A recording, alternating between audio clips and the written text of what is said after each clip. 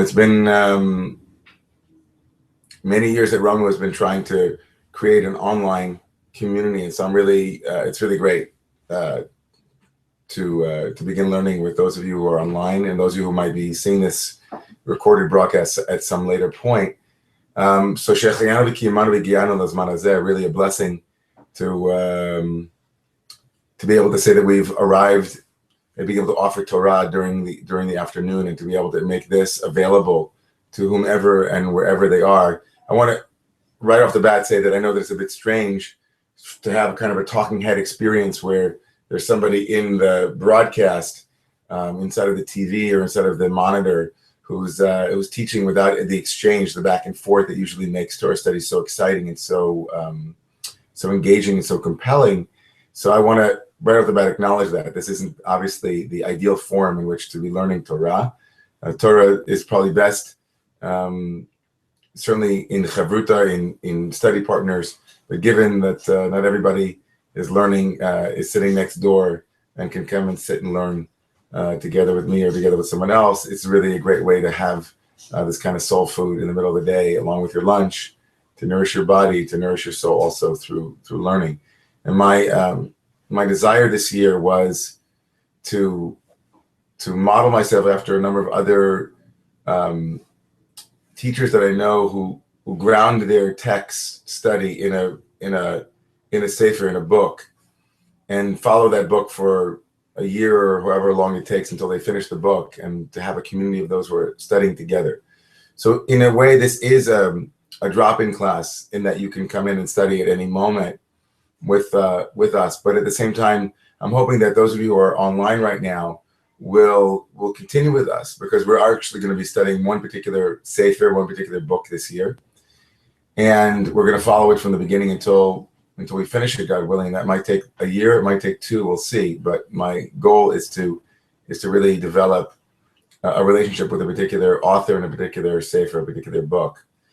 My other goal is also to help us break this sefer barrier, what my Rebbe, Reb Zalman, called the sefer barrier.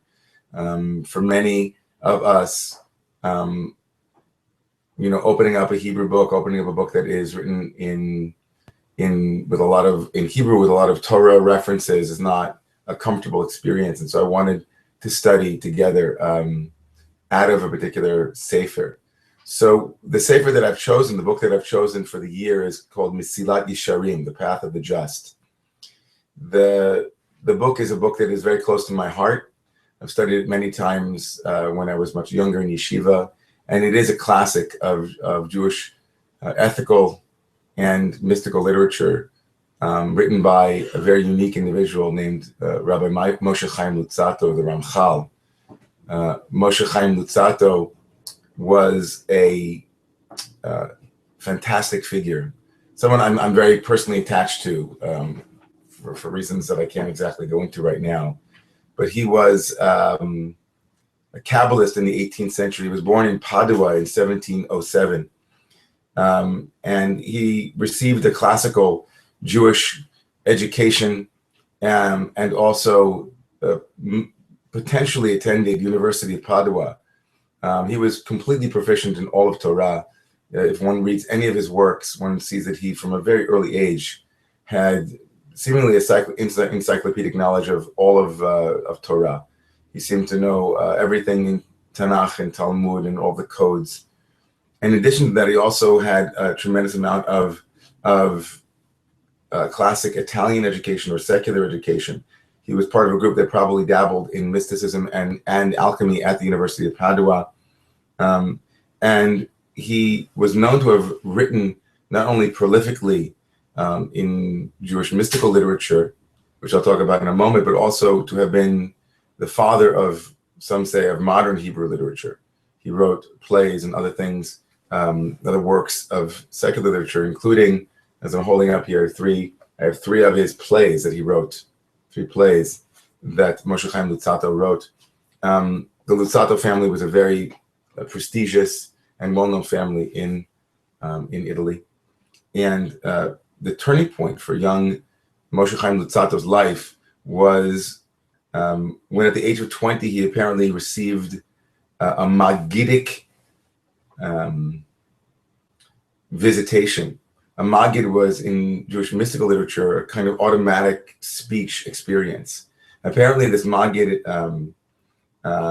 gave him direct instruction that he then became, he revealed to his students. It was unheard of that someone that young, the age of 20, would have a Magid come to him. And apparently, according to his peers, they were enthralled by this experience. The Magid apparently helped to dictate to him, much like the Magid who dictated to Yosef Karo earlier, the great Joseph Karo, who had also a Magid, kind of divine voice speak through him in a kind of automatic speech. The Ramchal had this Magid apparently dictate to him a new Zohar, a new book of Jewish mystical lore, and also tikkunim, all kinds of mystical teachings about the last verse of the Torah, very much paralleling the Tikkunei Zohar, which had 70 interpretations of the first verse of the Torah.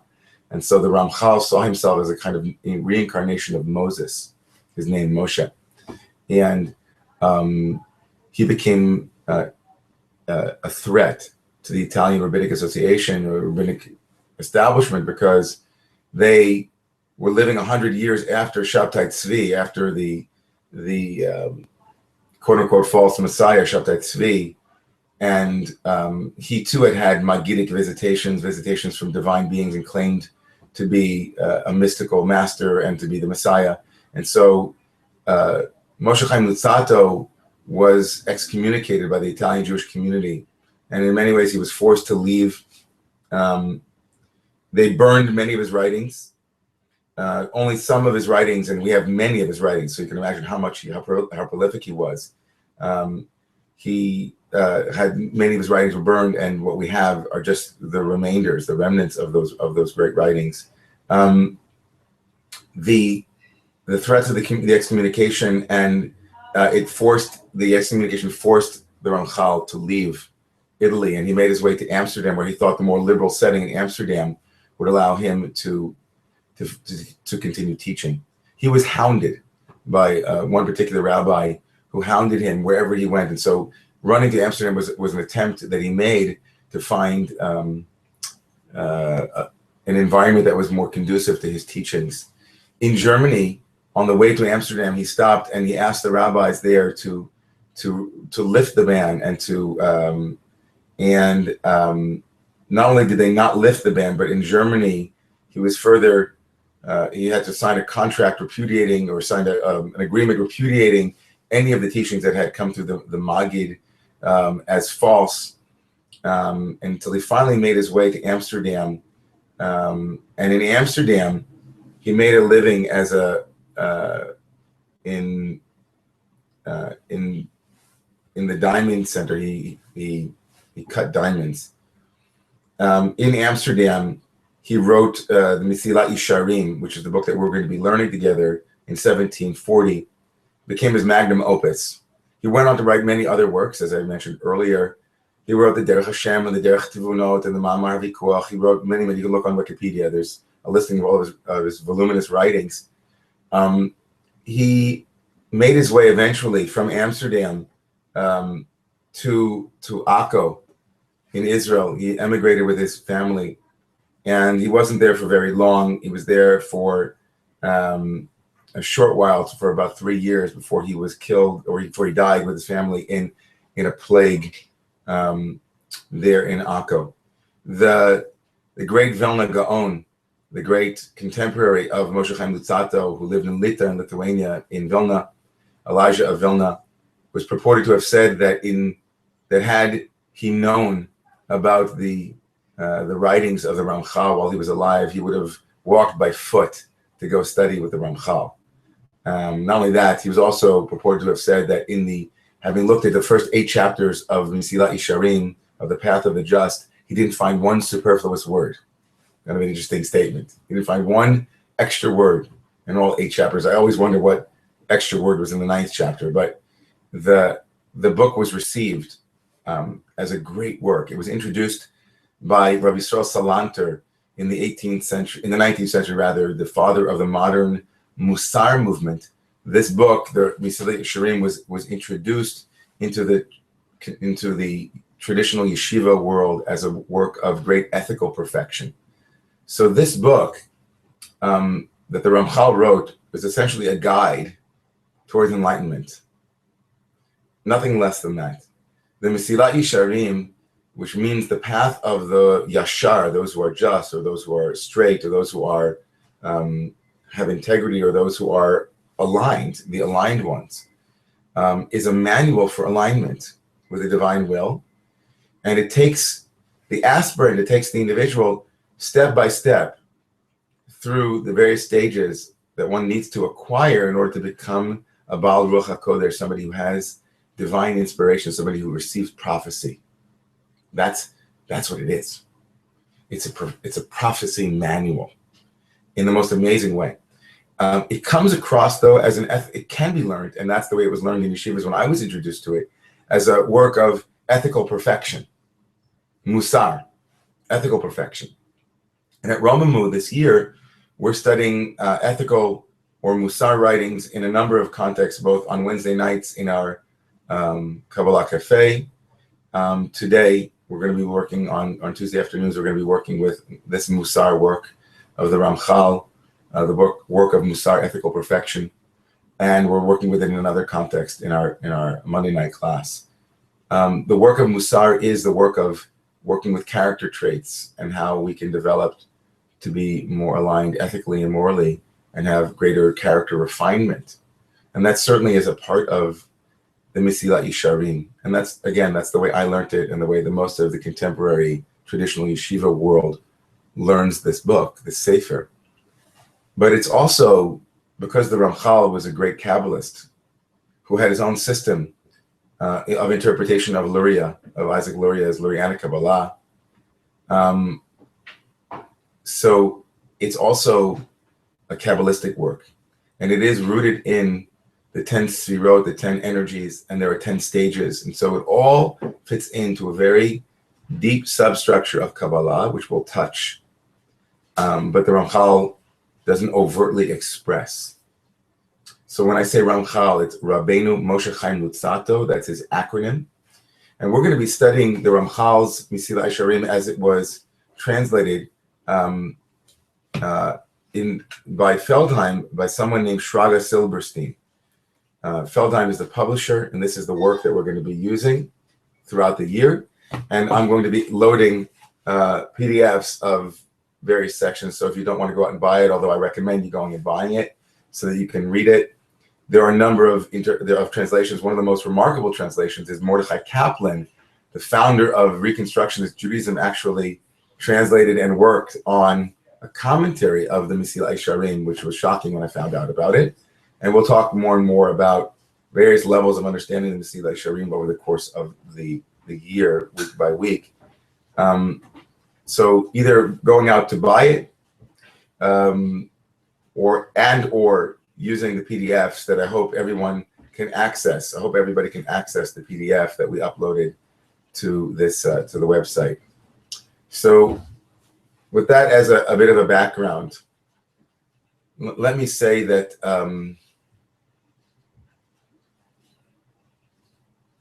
that the Ramchal, in many ways, I feel the Ramchal is one of my personal Rebbes. His absolute clarity of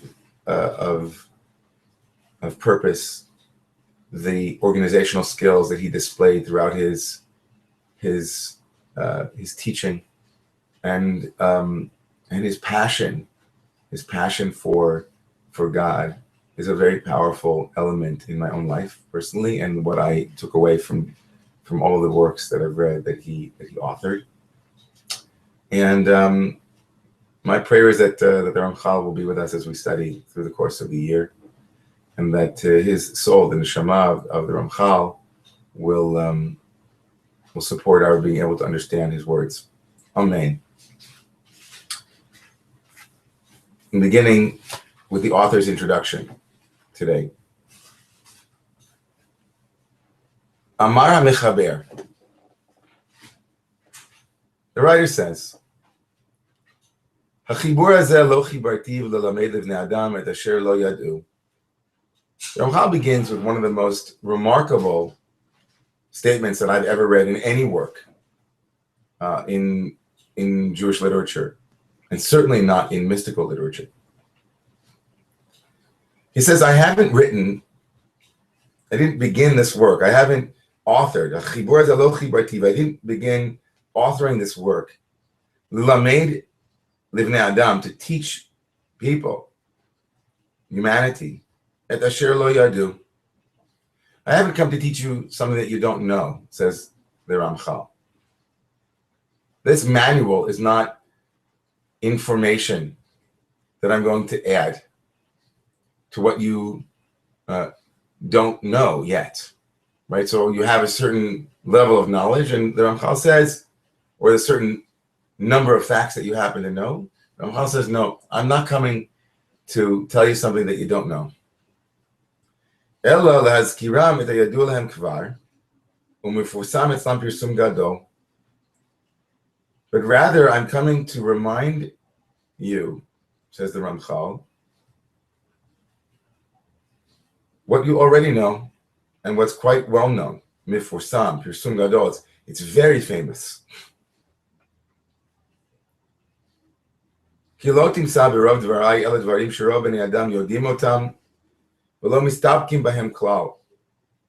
He says, in the majority of, you won't find in the majority of my words, berov dvarai, you won't find anything other than things that majority of human beings know, right?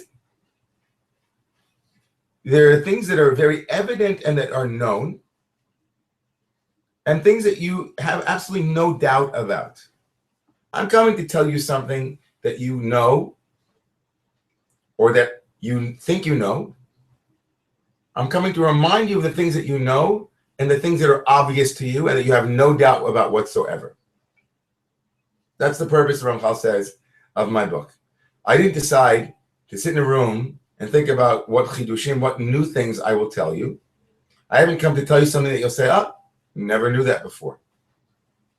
But rather, the Ramchal begins by the assertion, and I think it's really not an obvious assertion at all. My assertion is that I'm coming to teach you something that you already know, but that you forgot. I'm teaching you something you already know, but that you forgot. Or that you need reminding. But the things that I will tell you are known to you, and they're known to everyone. They're very well known, he says, mifursam, they're very well known. Pirsum gadol, public information. You can look it up anywhere on the web. And if I would ask you, if you doubt these truths to be self-evident, you would say, no, they're self-evident, they're obvious, they're true. We agree. We couldn't agree more. He's coming kiram dvarim asher yadu'im. They're yadu'im, they're known. We don't have any doubts about them whatsoever.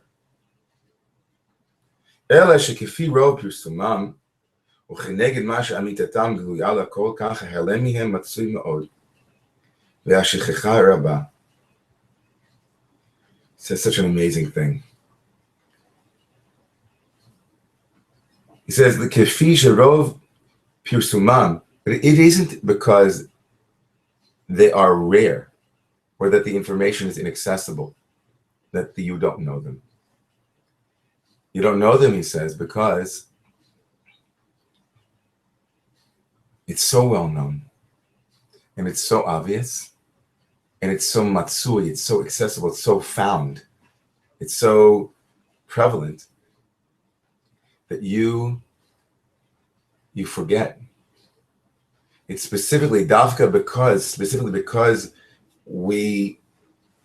it's so obvious and so clear that it's something that runs in the back of our minds, or something that we don't give thought to.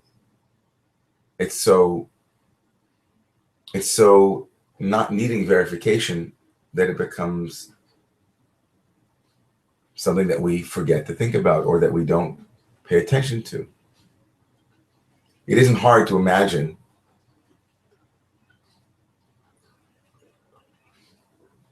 at all that there are things in our lives that, because they are so not needing their constant reminder or verification, there's so many things in our lives that, because of the obvious nature of their truth, that we necessarily often forget about them, or we push them to the back of our minds. And that's, in a way, a good thing, right? There are certain things that, because we don't have to think about them, and because we don't have to consistently remind ourselves of their verity or the verification of that truth, that allows us actually to move on to other things. There are many things, I would say the majority of our lives are made up of things that are so clear and obvious to us that we don't actually call them into question or need to remind ourselves of them. And because of that, that forgetting is a kind of healthy forgetting. And there are many things in our lives that we forget, that because we forget them, that forgetting isn't beneficial. And there's a requirement. We need to remind ourselves of those things and not take them for granted. And so the Ramchal begins a work of ethical perfection by saying, hey, you already know this. You already know what I'm about to teach you. You already know these truths. So this whole book, the Ramchal says, isn't really anything new, which of course is not, I have to be honest with you. There are so many things in here that are new and that I never thought of. And so I always wondered, what is he pointing to? What truths are self-evident that the Ramchal will be reminding us of, that even though the book itself is new, those truths are not new. And so what he's going to argue, you'll see later on in the book, he's going to argue that our connection with God, our connection with the divine, is something that's so obvious and so important. And if you were to ask somebody, right, they would say, of course. Maybe it's not self-evident for us any longer, but in his period, in the 18th century, everyone would agree that there's a creator, there's a God. And if you ask that person, is it important to know how to relate to that creator, or to log on, as Reb Zalman would say, to connect to that creator? They would say, yeah, it's as important as anything else. I mean, we can, in some humanistic way, we can say that there's certain truths that all of us would agree on to some extent. We would all agree that in our hierarchy of values, our families are more important than our jobs, but we spend much more time at work than we do with our families.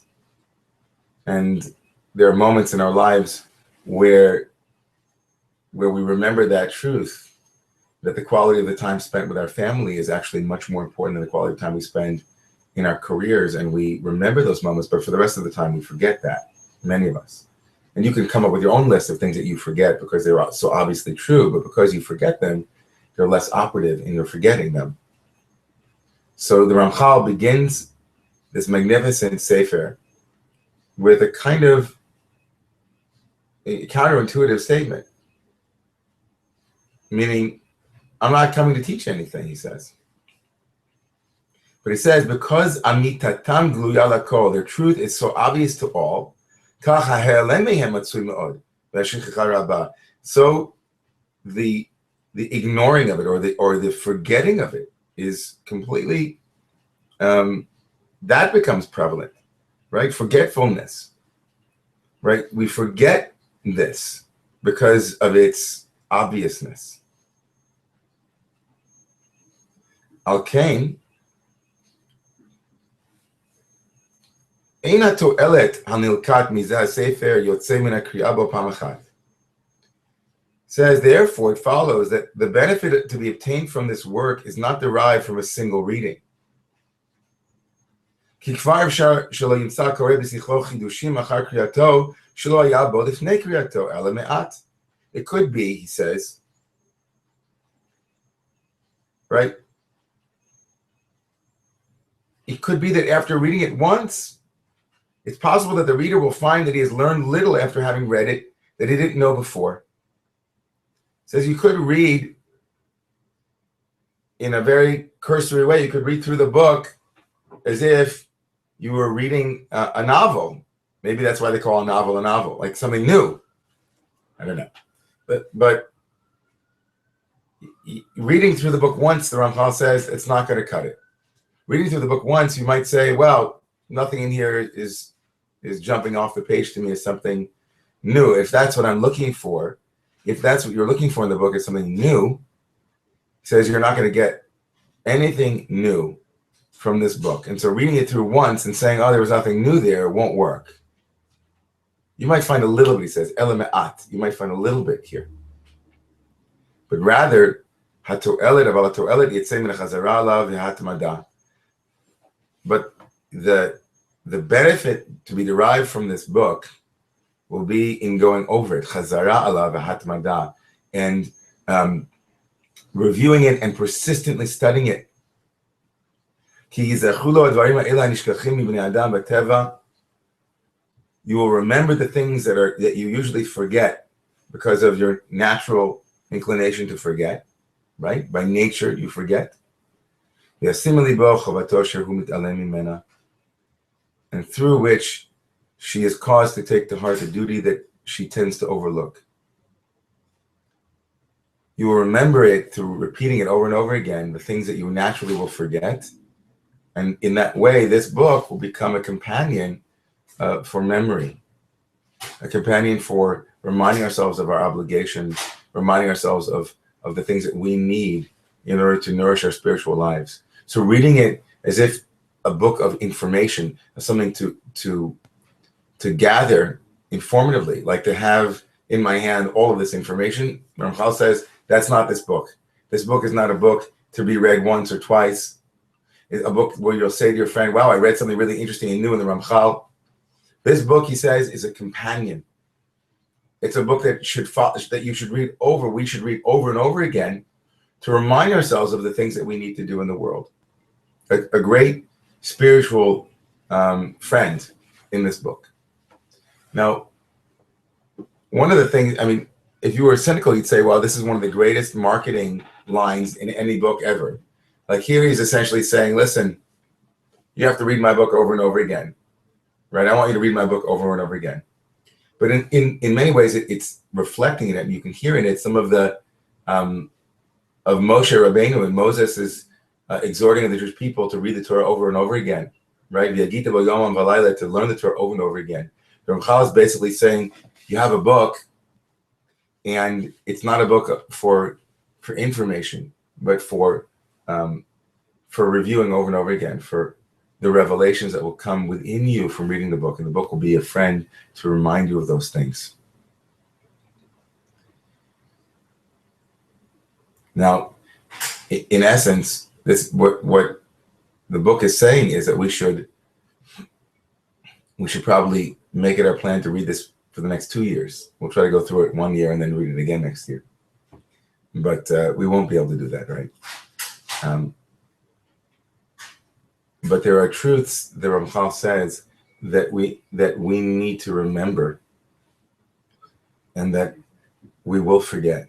The Ramchal is saying you are going to forget what I'm going to teach you. So you have to go over it. Now listen to his logic.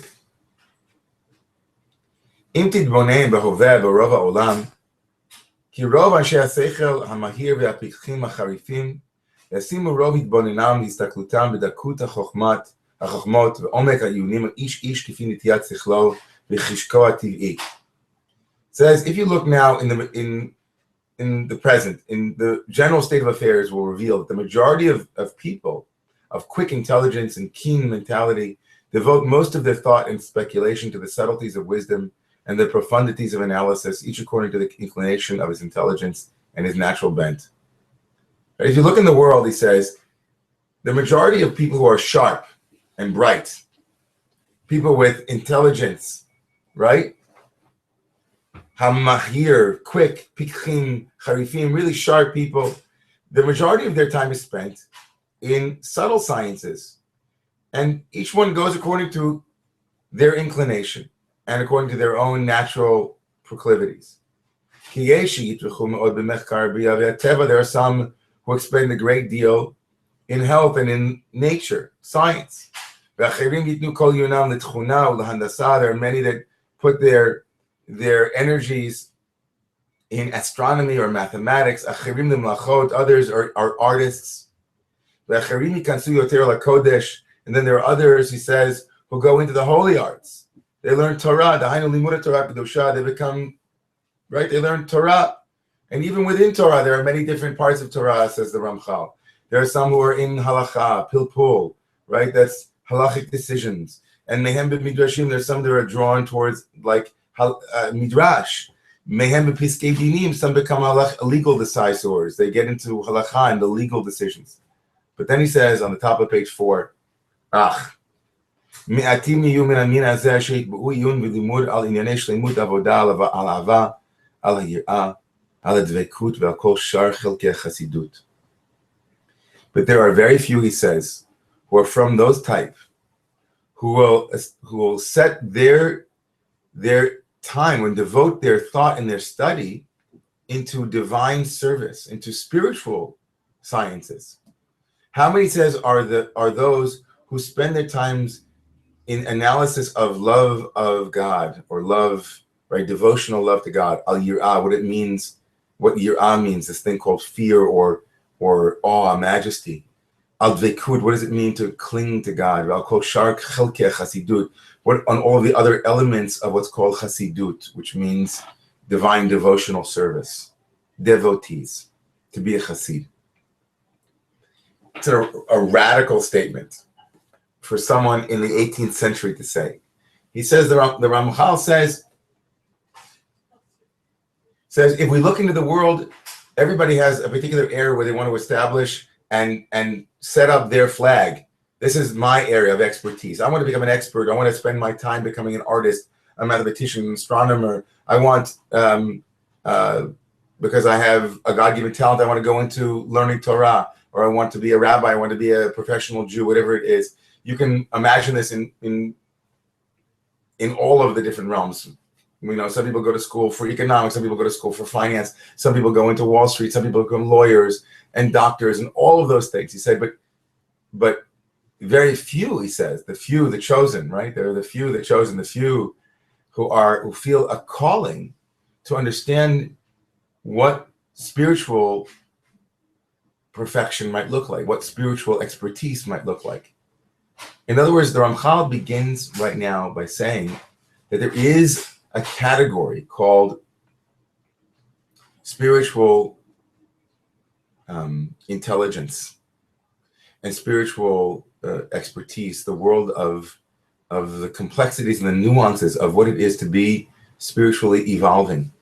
And it's no less complex, no less important and requiring contemplation than all of these other areas which draw all of the brightest and the smartest, right? The recruiting system for spiritual in university, Spirit U, doesn't really exist. And very few are those who apply or feel drawn. What the Ramchal is going to say in a moment is that isn't because we don't think it's important. But he at least first now says there are many areas in which to place our energies, many areas in which to place our prodigious talents, and very few place them in the area called spiritual intelligence or spiritual arts. And he says, and it isn't because these categories or the importance of this work is not important. It's not because it's not ikar or essential. If you would ask them, meaning the majority who don't choose that, if you ask them, hey, if you ask them, if you go up to your average person and say, is meaning and purpose important? They say, oh yeah, of course, it's very important. Is happiness important? Yes. Is, in his language, a union with God important? If you would ask the people that he is being critical of, if you ask them, they'd say, yeah, of course it's important. What could be more important than clinging to God in that world? We might say, what could be more important than studying how the mind works, or how happiness is achieved, or how meaning and purpose are arrived at. What could be more important in our lives than knowing how to live, right? You're not going to learn, but can you learn how to live? Isn't it enough just to live? Can you live mindfully? Is living mindfully important? I think everyone would say, of course it is. And you say to them, well, how much time do you spend practicing living mindfully? Or does that just come?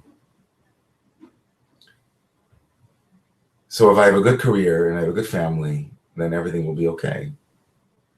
Rachel begins this by saying there are certain fundamental truths that all of us, if we were asked, would say that's really, really important. Maybe that's underneath everything else. But how many of us go to school for those things? I think one of the most amazing things for me as a father was realizing how ill-prepared I was to be a father. Like if you were to ask me in my 20s or my 30s, if you ask me now, what's the most important work that you do in the world?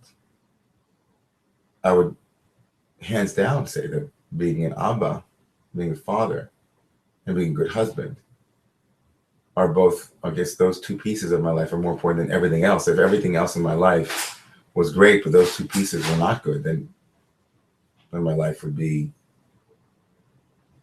full of pain and suffering. Even if I had the best job in the world, the most money in the world, and how little prepared, how little training, how completely unprepared. I did more training to become a driver and to get a New York City driver's license than I had done to become a parent. And it's so obvious that that's the bedrock of being a healthy human being and having healthy human beings in the world. But it just wasn't, whoever took a course on parenting in university, I never took a course on parenting.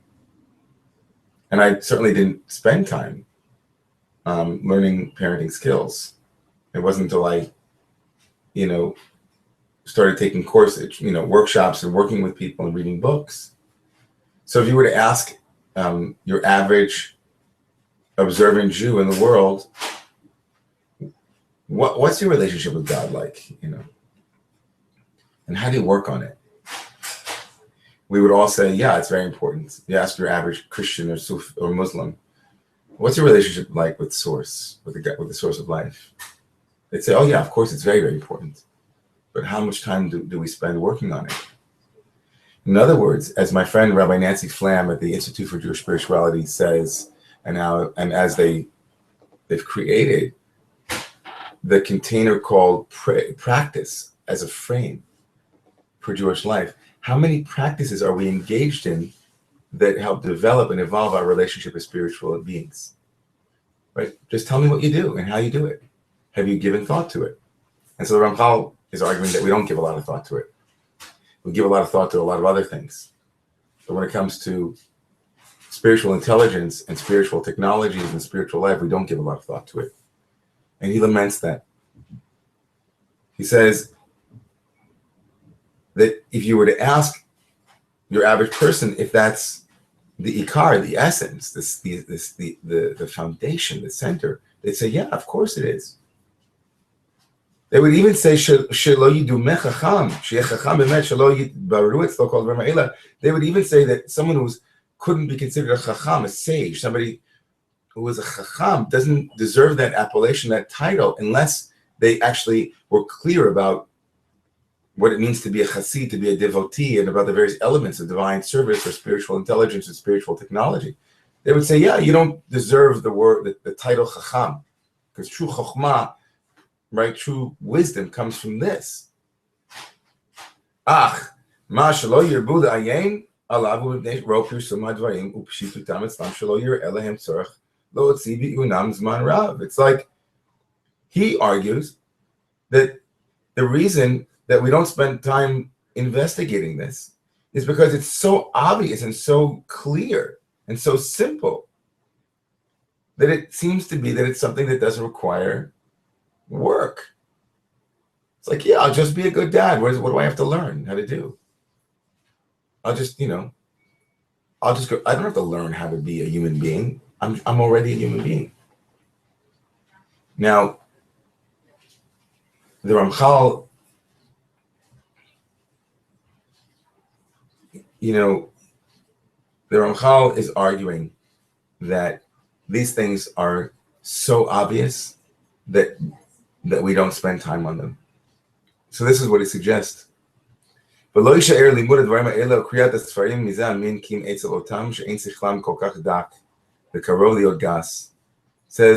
what remains is that the people for whom it is so obvious that these things are essential truths, those people don't spend any time doing it.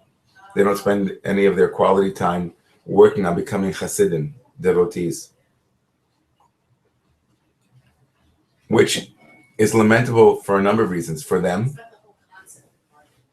but not only for them, it's lamentable because what remains, says the Ramchal, and this is a very interesting statement, what remains is that those who do the work, or those who are interested in becoming devotees, are those whose minds, he says, are overly simple and who don't realize the complexity of what it really means to be spiritually intelligent, and they dumb it down, they dilute that category.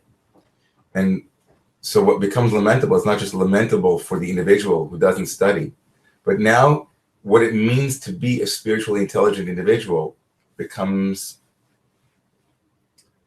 diluted itself until the category of spiritual intelligence or devotion itself becomes denuded and lacking substantive worth, and it's not attractive.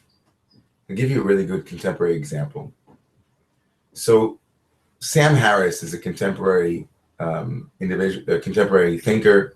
He's a scientist, and he's a brilliant guy who wrote a book that became quite well known called The End of Faith. And in it, he joined the ranks of Christopher Hitchens and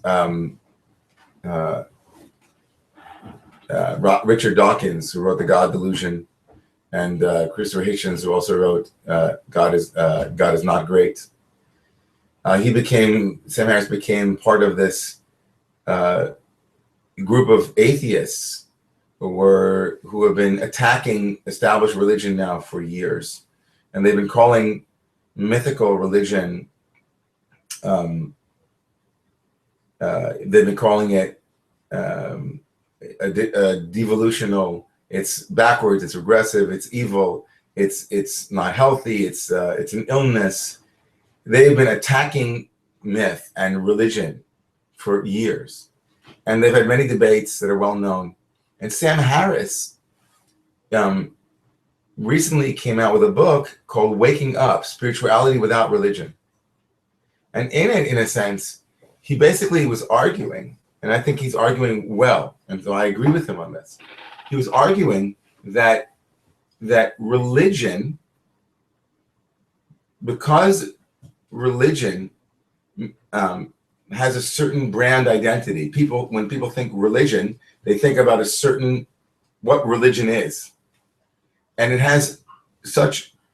becomes so misunderstood because of the mythic religious community who forced the adherents to believe in things that are irrational and so on, all of these things that give religion a bad name. Spirituality, right, isn't taken seriously by atheists and others who throw out religion, but throw out the baby with the bathwater.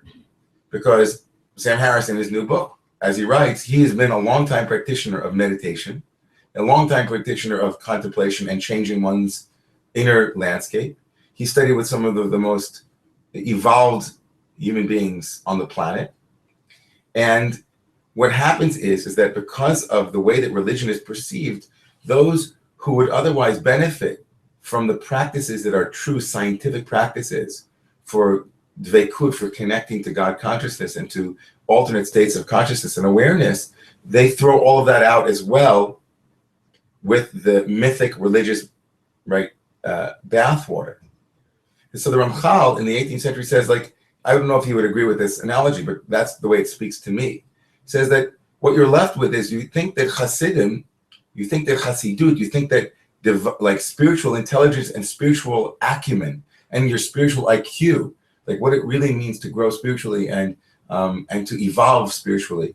The understanding of what that entails, the curricula, as it were, is taken over by people who don't have the same capacity or the spiritual intelligence, and it ruins, in a way, the name of Chassidut, of what devotion really looks like. Here are some of his examples. Listen to this. He says, what's left over is the study is that it is left to those of a not too sensitive, almost dull intelligence. And these you will see immersed in the study of saintliness, not stirring from it. Those who are studying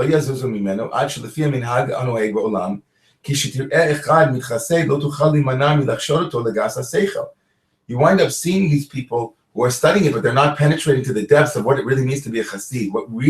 What does the curricula really look like for growing spiritually, for growing in sensitivity to spiritual realities?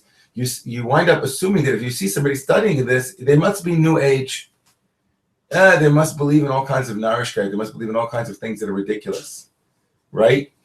Right? It must be someone who goes to a meditation retreat. Must be somebody who believes in fairies or other things, right?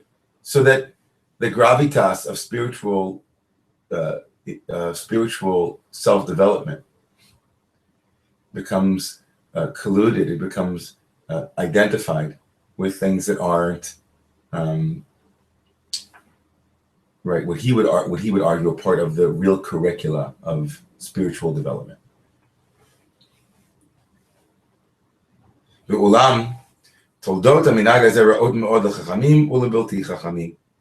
Says that the consequences of this reality it doesn't bode well for the chachamim, for wise ones and for not wise ones, right? Those who are two classes. It's evil, has evil consequences both for those who possess wisdom and for those who do not, causing both classes to lack true saintliness and rendering it extremely rare. Because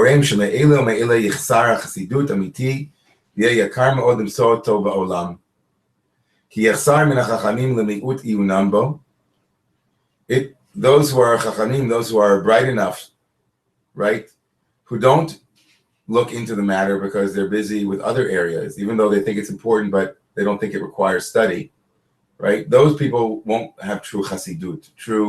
And by chassidut here, I don't mean the Hasidic movement, I mean devotion, being a true chassidus, being a devotee, being someone who is in connection with the divine or with source.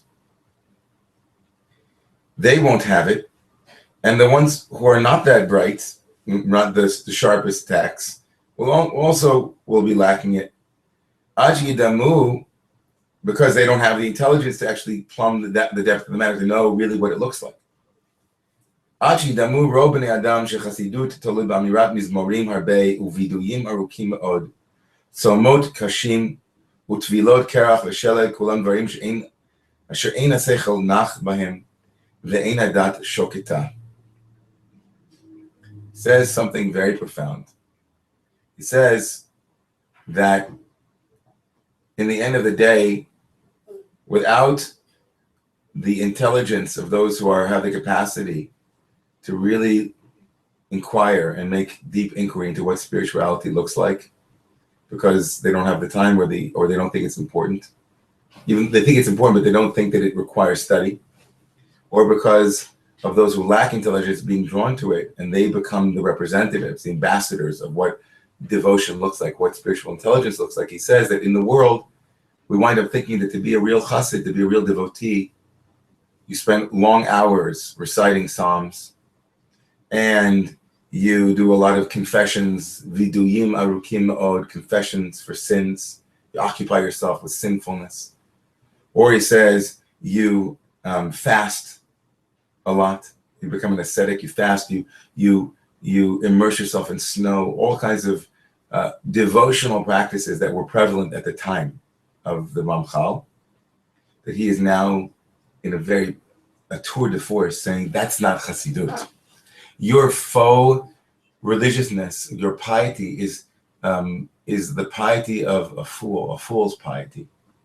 Meaning, to become pious requires intelligence, to be rational, to be invested in understanding the depths of what it means. What does Chassidut mean?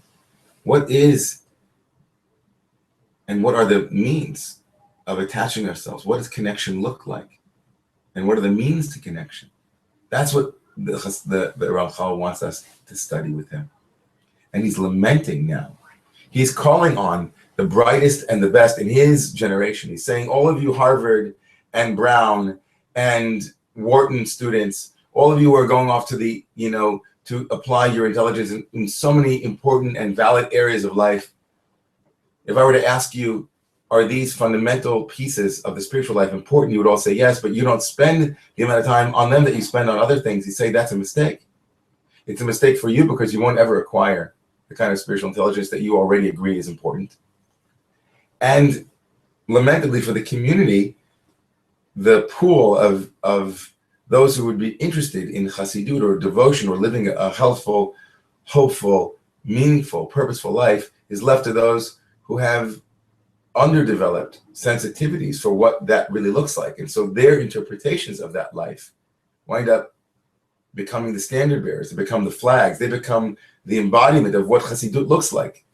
And it says that's not what it looks like. Sitting all day, feeling guilt, and doing ascetic practices and clapping your chest and saying, I'm sorry, or fasting, all of those things that were prevalent in time, that's not Chassidut. And so he's going to say, of course, the book he's setting up now, the book is going to tell us what Chassidut is, right? And in that way, he intrigues us.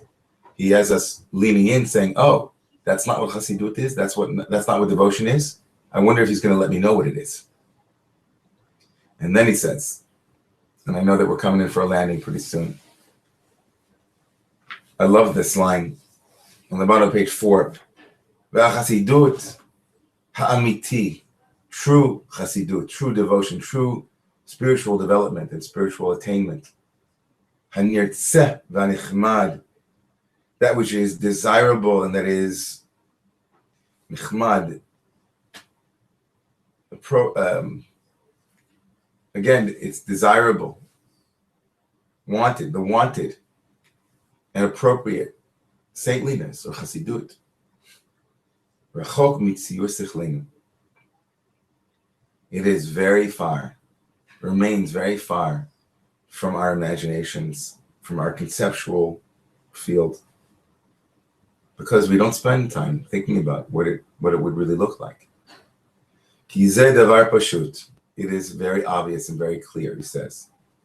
Milta de lo ramya alei de enash. Love adaite. In the Aramaic statement, that the thing that our mind does not think, it doesn't sit in, right? That which doesn't occupy a place in the mind, we don't think of it. It's not, right? If you don't bring it to mind, then you won't know, right? It's clear, he says, that if I ask you, what's the weather pattern like in parts of the sub-Saharan desert, if you don't think about it until that moment, then of course you'll have no opinion about it. If I say to you, how should a person come to God? You say, well, I really never thought about that. Milta de lo rami ale de enash lavadaite. I never really thought about it. I don't really. And the class of intelligent individuals who never think about it, he said, that's the majority of people. People who really have never asked that question. What's the most efficient? What's the most powerful? What's the way to become enlightened? It's very clear that in the story of the Buddha, that until the moment that the Buddha left his father's, the grounds of his father's, the walls of the city that his father would not let him out of, that the Buddha had never thought about various elements of enlightenment. He had never given those thought. In fact, that's exactly what his father, in the story of the Buddha, in that story of how Buddhism began, his father was trying to keep him from thinking about it, about various things that would bring him to question his life. And in many ways, Milta de la Rami Ale de Enash, the things that are in our minds, we don't have an opinion about. We don't think about them. So we might not have an opinion about what Chassidut looks like because we never thought about it. So along comes the Mesilai Yesharim, along comes the Ramchal, and he says, I'm going to teach you about Chassidut, the real Chassidut, not the perverted Chassidut of the faux piety of fasting and self-affliction, not the faux piety of recitation of Psalms all day long. All of those things are beautiful. I'm not poo-pooing those things. But the Ramchal wants to think about a deeper structure for evolution of consciousness, a deeper program for how we become fully actualized as human beings. And the Ramchal wants to argue that even though we know it, we don't know it well enough until we think about it. And we have to think about it. So I want to stop here, and we'll pick up, God willing, next Tuesday. But I want to invite you to think about a number of lines here from the Ramchal. The first one is, are there things in your life, or what are the things in your life that you forget, that you need to remember, and whose forgetting is connected not to their rarity of those truths or the rarity of those things, but because you know them so well, they're so obvious to you. And how can you remind yourself? 1, 2. To what extent do we actually think about what the best way is to become self-actualized individuals? Have we really given it thought? What kind of research have we done? And what's the proportion to the research that we do for vacations and the research we do to how the mind works and the heart works? And how can we devote a little bit more time in our lives to knowing how to become actualized individuals? Whether it's books, I recommend Waking Up from Sam Harris, by the way. I recommend books. A lot of the Ramchal obviously is a great place. But in what way can we balance that out and become more attentive? I want to bless all of you with a great day. I hope you have a great day. And if you're worried, I'm feeling a little bit sick, so my energy is a little bit low. I'm going to get better, God willing, during the week. If there are any problems with this class technologically, please let us know. If people would like to know anything else about the Ramchal, please send me an email at rabbi@romemu.org. And look forward to, for many of you who are in the New York City area, to seeing you tomorrow night, Wednesday night, for our bridge service in our Kabbalah Cafe at 6:30 tomorrow night at 105th Street at 165 West 105th. This will be available as a recording as well. And send you much love. May the words of our mouth and the meditations of our hearts be acceptable to Yah, source of life, our rock and our redeemer. Amen.